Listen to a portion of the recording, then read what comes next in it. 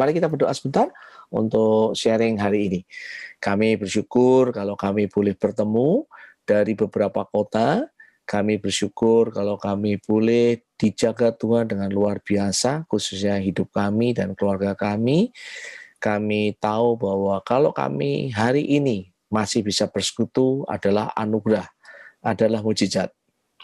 Kalau sebentar anakmu menyampaikan yang menjadi isi hati Tuhan taruh dalam hidup anakmu, kiranya boleh menjadi berkat, boleh menjadi masukan, boleh menjadi nasihat, boleh menjadi koreksi ketika kami belajar tentang bertumbuh dalam Tuhan bersama dengan keluarga kami. Terima kasih Tuhan untuk malam yang luar biasa ini. Hanya di dalam nama Tuhan Yesus kami berdoa mengucap syukur. Kita yang percaya berkata, amin. Oke, selamat malam Bapak, khususnya ibu-ibu yang lebih banyak. Salam kenal.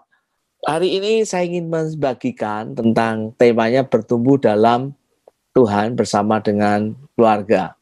Nah, saya ingin membagikan Bapak Ibu, COVID-19 ini mengajarkan sesuatu yang luar biasa secara umum di dunia, bahwa sehat itu mahal.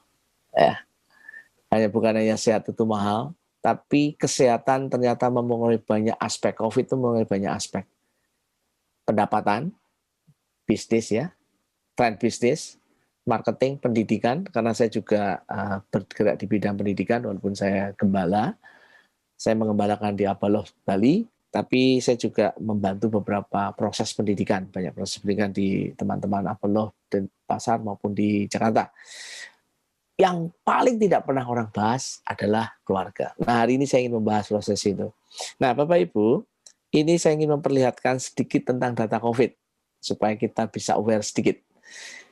2010, 1 Desember, di dunia itu 63 juta, di data di Indonesia yang 534 ribu.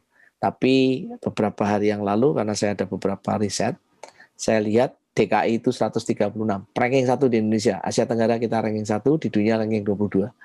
COVID yang berikutnya itu April kemarin, saya lihat lonjakannya luar biasa, ya, 145 ribu. Itu data di dunia. Ya, di Indonesia menjadi 1,6, berarti 3 kali lipat. Kalau melihat statistik sini, saya dulu sekolah di komputer, sekolahnya di sistem analis ya, di namanya manajemen informasi sistem, coba menganalisa, kelihatannya tren ini akan terus naik. Apalagi kita ditakutkan dengan proses India. Jadi saya tidak menakut-nakuti, tapi ini kita bicara tentang ilmu statistik ya. Kemungkinan besar kita tidak akan mengalami situasi yang tidak mudah proses ini. Nah, yang sering kita bahas di dunia ini bicara tentang COVID ini bicaranya biasanya tentang kesehatan dan keuangan. Tapi tahukah Bapak Ibu bahwa di dunia ini yang terimbas terbesar adalah keluarga. Perceraian memang Menkominfo membantah tidak ada perceraian yang signifikan. Tapi KDRT, Domestic Violence, Komnas HAM mengatakan bahwa perempuan itu di bulan Juni tahun 20 itu 10% dari suami istri mengalami ketegangan. Peningkatan kasus sampai 3 kali, ini di Komnas HAM. Australia, kalau Bapak Ibu nanti lihat data di Australia, di Perancis, di Asia, Amerika Serikat, India, Spanyol, negara-negara yang saya dulu mapping sebagai negara yang mungkin satu aman, Eropa, Amerika, mereka ternyata domestic violence-nya tinggi sekali. Nah, ini yang perlu kita lihat proses ini. Bahkan di satu riset di Cina pada awal bulan Maret atau April, itu domestic violence 300% naiknya di Cina waktu itu. Nah, ini perlu kita ingat baik-baik. Makanya tadi saya berkata, sharing hari ini bertumbuh dalam Tuhan, tapi dalam konteks keluarga. Nanti ada prosesnya, ada parameternya yang kita bisa ikut sama-sama. Yang berikutnya, kalau saya melihat proses COVID ini, saya ingin mengingatkan Bapak Ibu Saudara sekalian bahwa COVID bukan dari Tuhan. Walaupun ada banyak teori, ada teori konspirasi, teori apapun juga. Nah, saya percaya bahwa Tuhan kita itu Tuhan yang baik. Tuhan yang luar biasa, sangat baik. Yeremia mengatakan waktu bangsa Israel di tanah terjajah, tanah tawanan di Babel aja, dikatakan Tuhan akan memberikan rancangan damai sejahtera. Itu kalau kita lihat konteks Alkitab. Dia ada di Babel, Tuhan aja menjaga. Mereka lagi terhukum, dalam tanda kutip terkutuk, di Babel Tuhan jaga. Ya. Kejadian 50-20, manusia mereka-reka yang jahat, mungkin ada teori global, teori macam-macam, konspirasi, misalnya Bapak Ibu dengar ya. Tapi saya ingatkan, kalaupun ada manusia mereka-reka yang jahat, Tuhan mereka-reka yang baik. Ya. Nehemia 13 ayat 2 dikatakan bahwa Allah itu spesialis merubah jadi berkat jadi kutuk. Kutuk jadi berkat, terbalik ya. Kutuk jadi berkat. Roma 8:28 bicara Allah merencanakan yang baik bagi kita yang percaya padanya. Nah, pertanyaannya, COVID ini untuk apa? Kalau saya bisa melihat, COVID ini bukan pandemi, ya, tapi sebuah akademi yang baik, proses pendidikan yang baik. Ya, mungkin Bapak Ibu pernah berkata beberapa hamba Tuhan berkata proses ini. Nah, Pak Frans, saya mesti cek apakah suara saya bisa terdengar dengan baik karena suara saya itu agak berdayu-dayu. Oh, it's okay Pak Frans?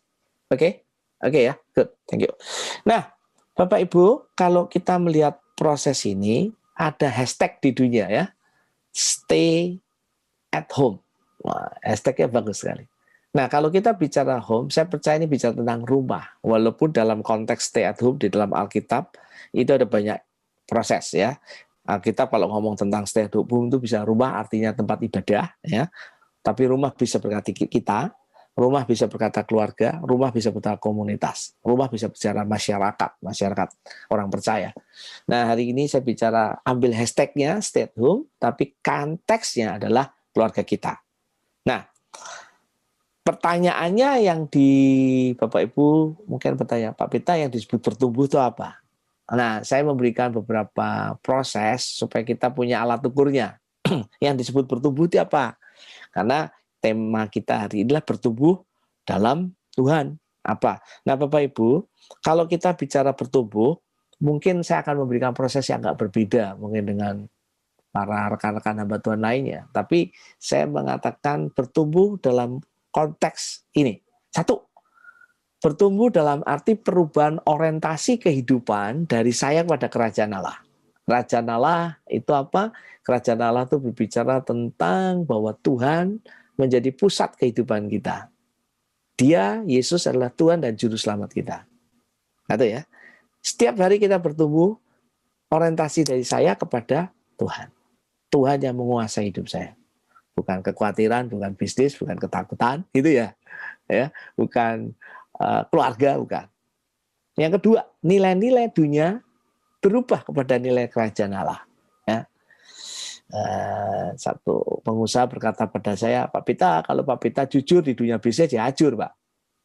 Saya berkata tidak. Jujur adalah jujur, orang jujur diberkati Tuhan. Itu ngomongnya Amsal sih. Nah, paradigmanya berubah. Bapak Ibu coba dicek, apakah nilai-nilai dunia lebih kuat dalam hidup saya atau kerajaan Allah lebih kuat. Masa pandemi, 1 tahun, 1 bulan, ya. Sekarang memasuki mungkin minggu kedua. Ya, tanggal 15 Maret 16 kita mulai 2020 ya. Saya ingat 15 Maret saya dari Jakarta pulang persis sampai di sini, Seninnya langsung tutup, nggak mana-mana. Biasanya saya banyak keluar kota, tapi mulai 1 bulan 1 tahun ya, 1 tahun 1 bulan 2 minggu ini kira-kira di rumah. Nah, orientasi saya berubah nggak? Kemudian pemikiran individu saya, apakah kepada akuntabilitas, kepada komunitas? Pemikiran hidup itu individu. Ya, generasi milenial terkenal dengan generasi selfie. Ya, milenial saya kira usia sampai 39 ya, 25 sampai 39 tahun. Mungkin Bapak Ibu lebih ke generasi X ya, mungkin sampai usia mungkin sampai 50-an, 55 mungkin. Nah, pemikiran kita apakah kepada individu, ego kita, atau kepada akuntabilitas? Kita punya kelompok, kita punya orang-orang yang kita bisa bertanya hidup saya. Orang bisa bertanya tentang keuangan saya, orang bisa bertanya tentang kehidupan seks saya, orang bisa bertanya hubungan saya dengan anak saya. Itu yang disebut perubahan.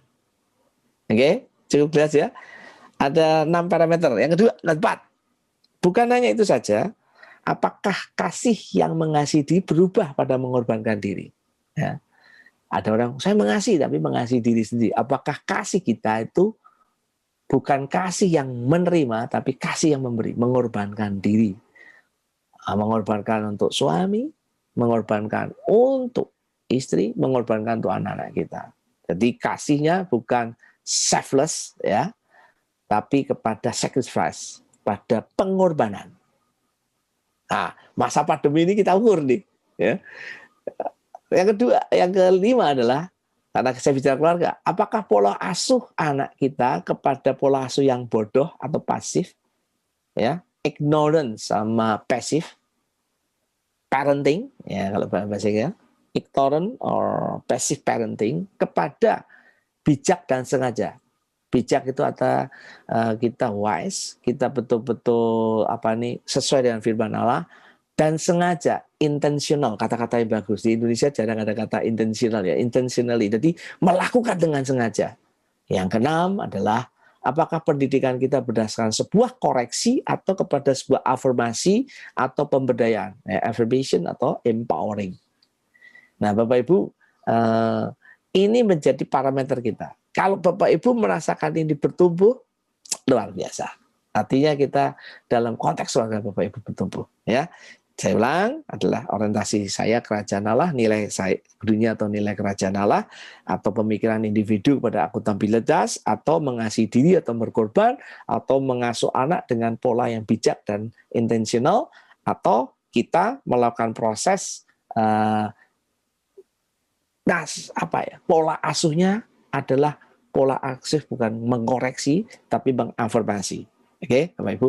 Nah, pertanyaannya sekarang gini, Bapak Ibu, mungkin Bapak Ibu akan bertanya, Pak Beta, kenapa Pak Beta mau bicara keluarga? Satu surveinya mengatakan impact terbesarlah keluarga. Tapi saya ingin membuatkan proses bahwa keluarga bukan sesuatu yang asing di Alkitab. Kalau Bapak Ibu tahu panggilan Adam dan Hawa, memang dalam Alkitab kelihatannya itu berbeda, ya, waktunya. Tapi dalam konteks kekekalan Adam dan Hawa itu dalam proses kesatuan. Keluarga dipanggil Tuhan sejak awal manusia ada. Adam dan Hawa dipanggil Allah dalam Kejadian 1:26. Kata breed, fruitful, and multiplied yang sering dipakai di dalam kata-kata gereja, ya, gereja yang mesti Matius 28, 19, 20, bermultiplikasi, pemuritan mesti bermultiplikasi.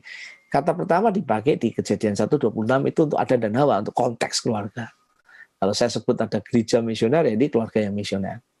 Yang berikutnya, kenapa mesti keluarga? Karena Allah memanggil umatnya, pilihan, Adam dan Hawa gagal, kemudian Allah memanggil Israel, bangsa Israel.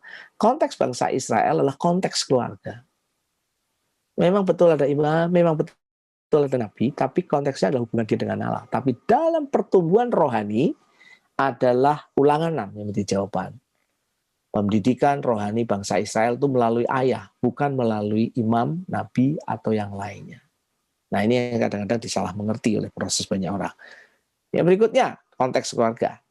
Bukan hanya konteks keluarga, kalau kita melihat transisi perjanjian lama ke perjanjian baru, karena kitab Maleakhi itu bagian terakhir dari perjanjian lama, secara kronologis waktu, dan Lukas adalah pertama kali Tuhan bernubuat setelah mungkin sekitar 430 tahun tidak ada firman Allah, isinya sama. Hati Bapak kepada anak, anak kepada Bapak. Hati pikiran orang, Bapak pada anak, anak pada Bapak. Di Lukas dikatakan, hati Bapak pada anak, pikiran orang benar, pikiran orang jahat pada orang benar. Bapak Ibu, masa transisi di Alkitab, perjanjian lama itu bicara tentang ayah dan anak, tentang keluarga. Kalau Bapak Ibu ingin tahu Tuhan Yesus mendidik murid-muridnya, melakukan proses pemuridan ada di mana? Proses pemuridannya dilakukan di keluarganya. Diajak murid-muridnya masuk keluarga. Yesus sebagai anak sulung masuk ke keluarganya. Yesus adalah pemimpin keluarga. Dia membawa masuk dalam proses keluarga. Ya, lebih banyak. Yang berikutnya mungkin ya. Nah, ini yang mungkin akan menjadi proses Bapak Ibu. Gereja zaman gereja mula-mula itu terjadi di Kisah Rasul 2. Waktu itu belum ada aniaya. Sudah hanya tertentu saja. Aniaya lokal. Orang Kristen dianiaya orang Yahudi. Kemudian berkembang ke Antioquia, ke lain daerah, menjadi daerah Asia kecil sampai ke Eropa. masih orang-orang tertentu. Tapi ketika Nero memerintah, aniaya menjadi aniaya global. Artinya apa? Gereja dilarang. Makanya ada banyak cerita-cerita keluarga dimasukkan dalam kolosium, gladiator dimakan singa, terus diledek. Waktu itu menjadi gereja, bukan menjadi tempat pertemuan. Dan ingat, gereja tidak pernah menjadi tempat pertemuan di gedung. Gereja waktu itu hanya di Serambi Salomo. Di Serambi Salomo. Bapak Ibu mesti mengerti, saya tidak anti kebaktian, saya mengembalakan. Artinya saya mengembalakan. Di Jemaat Apollo saya mengembalakan. Tapi saya ingin memberikan bukti prosesnya supaya kita tidak mendapat penekanan atau empasis bahwa keluarga itu pentingnya seperti apa. Gereja waktu zaman Nero sampai abad keempat, ketika Konstantinopel mengatakan dia bertobat, gereja tertutup. Gereja hanya ada di keluarga. Kalau saya, keluarga saya, Eliana, Abel, Elizabeth ingin nginjilin Pak Frans, resikonya gini Pak Frans, kalau Pak Frans nggak terima Tuhan Yesus, Pak Frans lapor ke RT, ditangkap Romawi, masuk gladiator, besok makanan singa. Rame-rame matinya itu. Sampai Konstantin berkata, saya ini orang Kristen. Nah ini menjadi problem berikutnya. Justru pada abad keempat terjadilah gereja dibuka dan punya gedung. Di Eropa gereja keempat tidak punya gedung. Mereka pakai tempat penyembahan berhala. Makanya di Eropa ada gedung-gedung yang gerejanya ada gambar gambar setannya, gambar itu ya. Kalau Bapak Ibu ada gedung yang masih gereja masih dengan desain abad keempat seperti itu. Mungkin abad kelima bukan keempat ya. Nah, orang percaya waktu itu disebut murid. Nah, nanti saya akan memberikan proses kenapa disebut murid. Nah, situasinya sekarang gimana? Kita lihat situasi sekarang supaya kita bisa melihat. Bapak Ibu, keluarga ini menjadi proses yang tidak mudah. Kenapa? Gereja menyadari keluarga itu penting. Tapi pertanyaannya apakah kita punya konsentrasi ke gereja? Karena di gereja ada banyak kepentingan. Ya. Pekerjaan misi, kepentingan macam-macam. Buktinya, sekolah pendeta ada, sekolah Christian worship ada. Sekarang banyak sekolah.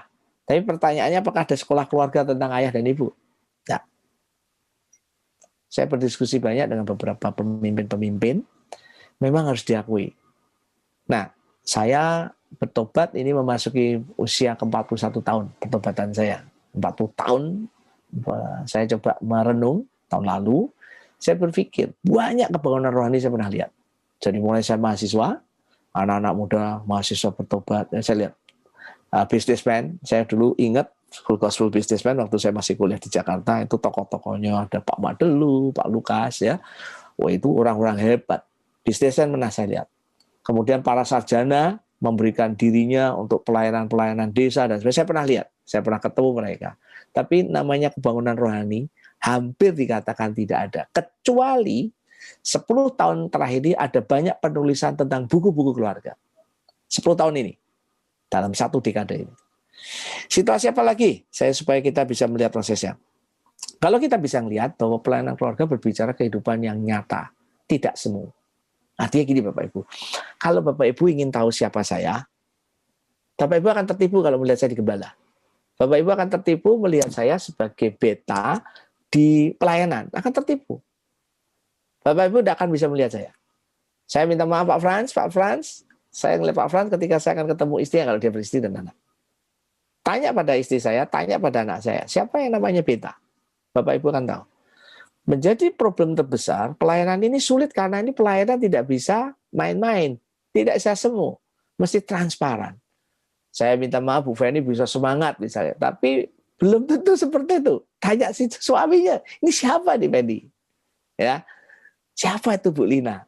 Ya, terus ditanya Pak Yosef gitu, kayak gitu. Karena pelayanan tidak bisa semu, pelayanannya transparan. Maka jangan heran Bapak Ibu, dia bisa jadi hamba Tuhan yang berkarisma hebat, belum tentu keluarganya seperti itu. Percaya Bapak Ibu? Percaya. Saya 40 tahun jadi Kristen, saya banyak kenal orang, ribuan. Dan saya tahu betul apa artinya pribadi seseorang. Nah, yang tidak disadari adalah bahwa banyak dampak tentang keluarga hari-hari ini diketahui itu masuk ke beberapa area. Kalau Bapak Ibu kenal dengan genetical disease, artinya apa? Bahwa banyak sakit penyakit sekarang ini karena turunan. Keluarga saya turunan diabetes. Nenek meninggal diabetes, mami diabetes, kakak saya nomor 1, nomor 2 diabetes, meninggal dua-duanya. Dalam waktu sekitar berapa tahun? Mungkin 3-4 tahun. Usia 160, satu usia 60, dua-duanya 60 kakak. Nomor 1, 2 ya. Makanya bukan hanya itu aja. Di dalam bidang ekonomi, training-training hari ini, kalau kita ada coaching ekonomi dan macam-macam, itu dipanggil suami istri. Riset, kalau Bapak Ibu tahu bilangan riset Indonesia, ya, Bapak Bambang Budianto, Handi, dan teman-teman, itu memberikan riset hari terakhir bahwa ada 5 atau 6 penguatan. 3 berisi keluarga. Penguatan pada keluarga, kepada remaja, kepada generasi muda, dan sebagainya. Di luar digitalisasi, di luar teknologi. Tren bisnis, ada seorang ahli tren bisnis memberikan solusi yang luar biasa. Dia membaca tren bisnis. Nomor 1, tren bisnis ke depan itu digital. Yang kedua, orang berkata waktu itu ada bilang kesehatan dan sebagainya. Tapi dia berkata tidak. Tentang isu keluarga. Tren bisnis yang berkaitan dengan keluarga. Saya nggak tahu, saya tidak ahli bisnis, tapi ini hasil riset mereka. Ya, seorang ahli militer memberikan riset ke depan apa yang dilihat. Nah, ini yang saya ingin memberikan gambaran supaya kita bisa mengerti kalau saya bicara tentang konteks keluarga dengan parameter yang cukup banyak adalah untuk memberi masukan kepada kita bahwa ini tidak mudah. Nah, saya akan masuk pada poinnya karena tadi saya baru prolog. Poinnya cepat. Bapak Ibu, kalau kita melihat suasana Kisah Rasul 2:46 sampai 41-46, Bapak Ibu akan mendapat gambaran yang luar biasa Kisah Rasul. Kenapa Pak Beta di Kisah Rasul? Karena menurut saya Kisah Rasul adalah gambaran yang terbaik bagaimana gereja mula-mula ada gereja yang sehat. Dalam 120 tahun sejarah mencatat di gereja, itu mereka memberitakan Injil kemana-mana sampai ke ujung bumi. Waktu itu yang mereka bisa tangkap. Ada konon, ada cerita bahwa kemungkinan Indonesia juga pernah abad pertama masuk melalui India. Ya, makanya ada cerita beberapa proses. Ya, kalau Bapak Ibu tahu sejarah-sejarah tentang dunia misi. Yang ingin saya tekankan begini, Kisah Rasul 2:46 ini berbicara tentang bahwa di Kisah Rasul ada banyak perkara ajaib, mujizat, ya, luar biasa. Bayangannya Petrus saja katanya bisa menyembuhkan orang. Ya. Sapu tangannya Paulus menyembuhkan. Apa sekarang sapu tangan mengerikan ya, nggak ada lagi ya, tapi bisa kena corona kalau sekarang. Nah, kebersamaan kekeluargaan menjadi sesuatu yang kuat sekali. Ya. Dikatakan Kisah Rasul bukan tidak tertekan, mereka tertekan, tapi kata-kata berbagi, berkelimpahan itu menjadi kata-kata yang tidak asing. Ada yang mereka menjual harta, radikal sekali tindakannya, ya. Dan bukan hanya itu, mereka dikatakan happy, happy banget tuh jadi orang Kristen, senang, gembira. Kata yang bagus lagi adalah tulus, mereka tulus satu dengan yang lain. Hari ini kalau kita bicara tentang proses di gereja, kadang-kadang kita punya kesengitan, punya marah, dan sebagainya. Tapi itu Kisah Rasul 2:46. Pertanyaannya adalah, yang akan saya masuk poinnya, Bapak Ibu, pertanyaannya adalah, bagaimana mereka bisa hidup seperti itu? Bagaimana mereka bisa bertumbuh dengan luar biasa? Bagaimana mereka bisa menjadi pribadi yang waktu itu bukan hanya disegani oleh antar mereka, respect satu, tapi mereka disegani orang-orang di sekitarnya. Mereka sangat sangat dihormati gitu. Orang Romawi menghormati sekali. Nah, Kisah 2:42 berkata, mereka bertekun dalam pengajaran rasul-rasul, dalam persekutuan. Mereka bertekun dalam pengajaran rasul-rasul, dalam persekutuan, dan mereka selalu berkumpul untuk memecahkan roti dan berdoa. Bertekun. Nah, pertanyaannya, bertekun itu apa? Bertekun itu terus-menerus, tidak ada putusnya, garis panjang tanpa akhir. Bertekun, terus-menerus. Dan dikatakan dalam konteks nanti Kisah Rasul 2, kalau Bapak Ibu akan melihat sampai 46, bertekun itu diimplementasikan dalam waktu satuannya adalah setiap hari. Nah, bertekun dalam setiap hari apa? Mereka bertekun dalam pengajaran rasul-rasul. Berarti firman Allah. Bertekun dalam persekutuan hubungan. Persekutuan dalam memecahkan. Memang betul mereka suka makan sama-sama. Makanya gambar Tuhan Yesus makan dengan murid-muridnya ada. Tapi bukan hanya sekedar makan. Kalau hanya sekedar makan, saya kira naif sekali. Mereka bukan hanya memecahkan roti untuk makan, tapi setelah Tuhan Yesus disalibkan, mereka memecahkan roti karena Tuhan Yesus kasih contoh. Untuk mengingat kematianku. Jadi memecahkan roti berbicara tentang gaya hidup salib. Kekristenan kata gantinya adalah kasih, kata ganti lainnya adalah salib. Cross. Paulus berkata, aku ingin bersekutu di dalam apa? Kematiannya supaya aku mengalami kebangkitan. Itu kemarin kita melewati Paskah ya. Ya masa Advent Paskah. Nah Bapak Ibu, kalau kita bicara tentang gaya hidup kematian itu repot. Karena apa? Karena penderitaan, kematian itu kadang-kadang orang Kristen agak alergi sedikit. Tapi kalau kita lihat koridornya di Kisah Rasul, koridor sejarah gereja, kekristenan itu selalu mengalami aniaya. Cina contoh yang baik. Cina adalah negara yang mengalami kekristenan pertumbuhan luar biasa setelah Korea. Sebelum Korea nomor 1 Cina. Kenapa Cina bertumbuh? Riset mengatakan karena ada aniaya. Nah, 10 tahun ini Cina mengalami perubahan ekonomi, mereka kekristenan stuck kembali. Tahukah Bapak Ibu hari ini pemerintah Cina sedang menutup banyak gereja. Anak-anak sekolah, anak-anak kecil tidak boleh ke gereja. Waktu itu saya ketemu dengan teman-teman Cina, saya berkata, kita ngobrol-ngobrol, saya bilang, menurut saya itu bukan malapetaka, menurut saya itulah berkat. Kenapa? Gereja mendidik anak-anak sampai akhirnya orang tua lepas tangan, itu seperti di Indonesia.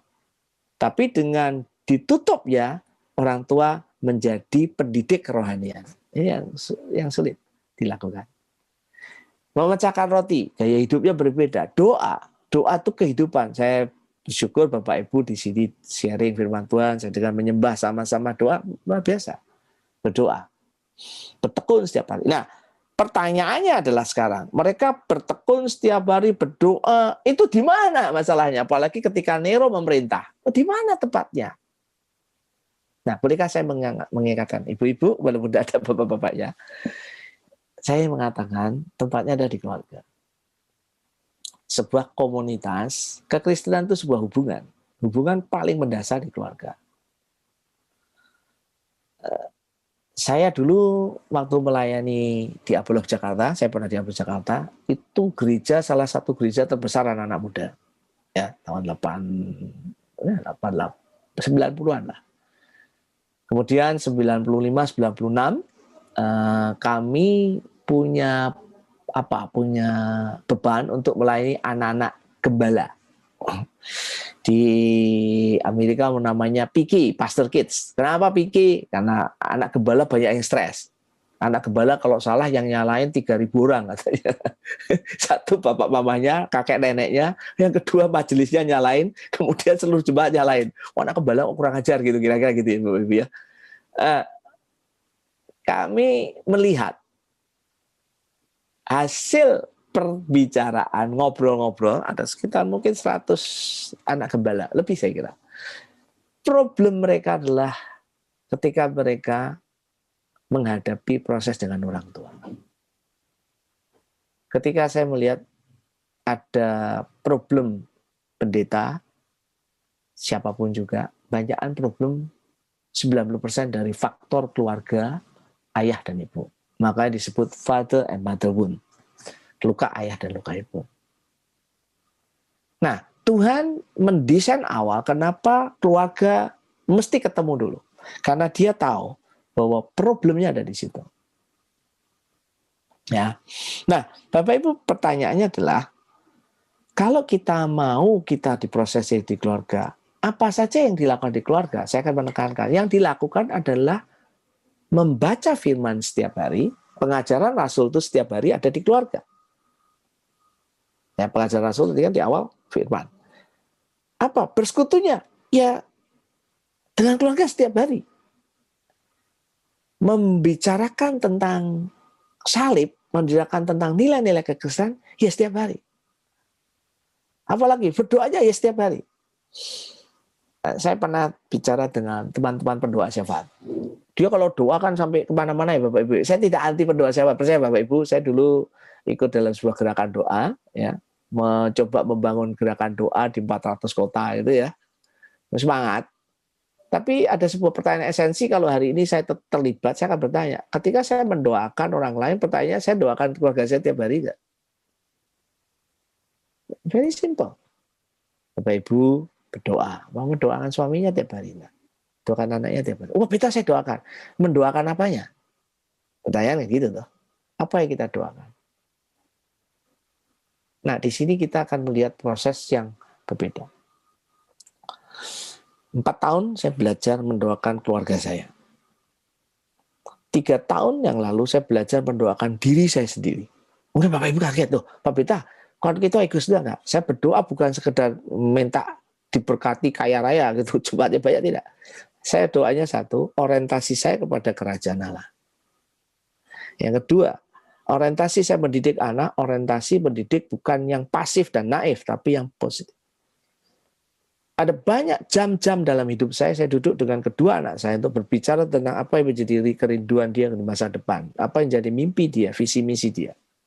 Ada jam-jam, ratusan jam saya berduduk dengan istri saya Eliana untuk berbicara apa sih yang kita mau capai bersama-sama. Bapak Ibu, tidak mudah. Karena di keluarga kita bisa menjadi munafik. Dia akan kenal saya Beta seperti yang dia kenal di tempat tidur itu, di kamar mandi, dia kenal betul saya. Ya, nah, firman setiap hari, baca firman setiap hari, berdoa setiap hari, membicarakan firman Allah setiap hari, karena itu gaya hidupnya mereka. Nah, satu saat ada orang ngomong, Pak Beta, saya lihat itu Pak Beta, kenapa? Oh tuh ayah dan anak setiap hari ketemu. Jahat. Kenapa jahat? Saya tanya. Ngapain mereka? Mereka dua-duanya maling ayam. Ya sama aja lah. Tiap harinya maling ayam, jadi maling ayam. Saya bilang gitu. Tapi kalau tiap harinya berbicara yang lain, akan berbicara yang lain. Konteksnya apa? Aplikasinya Bapak Ibu. Konteksnya begini. Apakah di dalam keluarga kita ada misbah keluarga? Apakah di keluarga kita ada makan bersama? Makan bersama itu luar biasa. Makan malam, makan sama.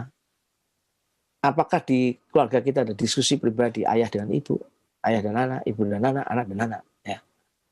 Anak saya pertama ADHD, autism, dia punya kebutuhan khusus, usia 21 tahun, tak mudah. Ratusan jam kita berduduk, ratusan jam kita berdiskusi. Untungnya dia masih dalam kondisi hanya kurang konsentrasi, walaupun itu tidak mudah juga buat hidup dia. Anak saya yang kedua Elizabeth, yang kamarnya ini saya pakai, ada jam-jam yang kita duduk. Ada jam-jam dia menolak saya untuk masuk kamar dia. Saya pernah masuk kamar dia, saya diusir. Nah. Terus saya bilang sama dia, saya beritahu, ini kamar ini masih punya saya, oke? Okay? Aktenya rumah ini atas nama saya. Jadi saya akan masuk di kamar ini, saya mau pakai kamar ini, oke? Okay? Saya bilang, karena apa? Karena saya ingin ketemu sama kamu. Bapak Ibu sudah menangkap proses ini? Dan itu tidak bisa dikatakan tanpa setiap hari. Berikutnya, apa yang mesti kita investasikan? Satu, saya sebut investasi karena pedagang. Kalau investasi itu lebih enak. Investasi itu kan satu-satu cuan, saya untung. Pertama adalah usaha bersama. Dan saya memastikan dengan istri dan anak-anak, kita kalau mau bertumbuh di keluarga mesti sama-sama. Ya, 1 tahun 1 bulan 2 minggu ini menolong kami. Kami tidak ada kebaktian sama sekali. Saya tidak banyak keluar kota, walaupun saya masih ada kerja sehari-harian. Saya masih tetap meeting, saya tetap Zoom, ya, saya tetap bekerja 8 jam. Tapi saya punya proses bisa merubah jam kerja saya. Ya, ada proses kita lakukan usaha bersama. Yang tidak bisa ditipu adalah waktu. Rick Warren pernah berkata, Bapak Ibu memberikan uang bisa kembali, tapi waktu tidak bisa kembali. Waktu akan habis dalam satu periode, dalam satu waktu tidak bisa kembali. Walaupun saya percaya juga investasi berupa uang dan harta.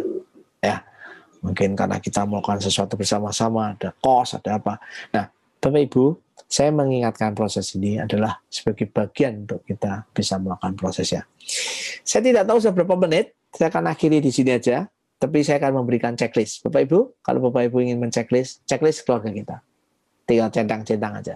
Saya ada PowerPoint, bisa ditinggal, nanti dicek. Bapak Ibu, Pak Beta itu mimpi apa, nilai-nilai apa? Mungkin kalau ada waktu nanti saya akan terangkan. Oke, yang terakhir kesimpulannya. Bapak Ibu, saya ingin mengingatkan. Allah sedang memakai pandemi sebagai proses mengembalikan hakikat keluarga, ayah ibu, hubungan ayah ibu dan anak.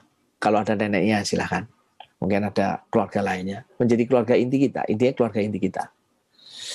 Allah ingin membangun keluarga mulai ayah. Saya tidak punya waktu menerangkan detail ayah seperti apa, tapi saya memastikan di Alkitab berbicara tentang ayah. Jadi saya senang sekali dengan ketemu ibu-ibu, luar biasa, tapi titip pesan pada suami. Bahwa yang bertanggung jawab di dalam keluarga bukan pendeta. Saya pendeta. Bukan. Ayahnya bertanggung jawab. Kecuali Bapak Ibu di sini ada single parents.